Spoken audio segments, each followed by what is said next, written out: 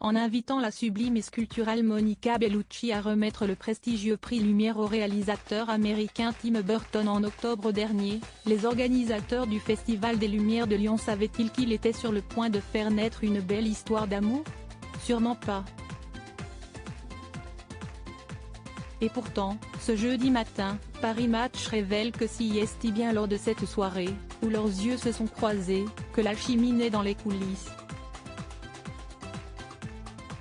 Très différent sur le papier, le magicien du cinéma fantastique et la superbe italienne, nimbée pour l'occasion d'une élégante combinaison violette de la dernière collection d'Elie Saab, ne se connaissaient pas avant cette soirée. Les plus observateurs avaient remarqué qu'ils s'étaient croisés sur le tapis rouge de Cannes en 2006. Mais ce n'est que 16 ans plus tard que le coup de foudre se serait produit. Tous les deux seraient alors repartis ensemble de la soirée, et auraient eu du mal à se quitter depuis, s'improvisant plusieurs jours ensemble pour se découvrir en France avant de poursuivre leur romance. Les deux amoureux, qui ont quasiment le même âge, 64 ans pour lui, 58 ans pour elle, avaient en effet été aperçus ensemble le lendemain dans les rues de Lyon pour le tournage du remake du premier film des Frères Lumière. Sans que rien ne soit officialisé à ce moment-là. Et leurs fans étaient loin de se douter que sous leur sourire de façade se cachaient déjà deux cœurs battant l'un pour l'autre.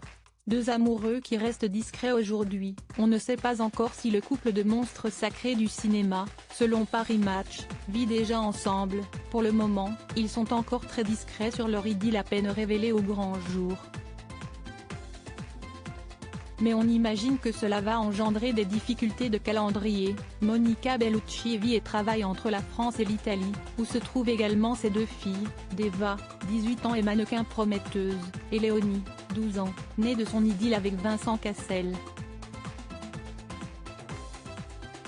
Le réalisateur de Charlie et la chocolaterie, Beetlejuice ou plus récemment de la série Mercredi, est quant à lui américain mais il a longtemps vécu à Londres avec son ex-compagne, Helena Bonham Carter, l'interprète de la princesse Margaret dans The Crown ou Bellatrix Lestrange dans la saga Harry Potter.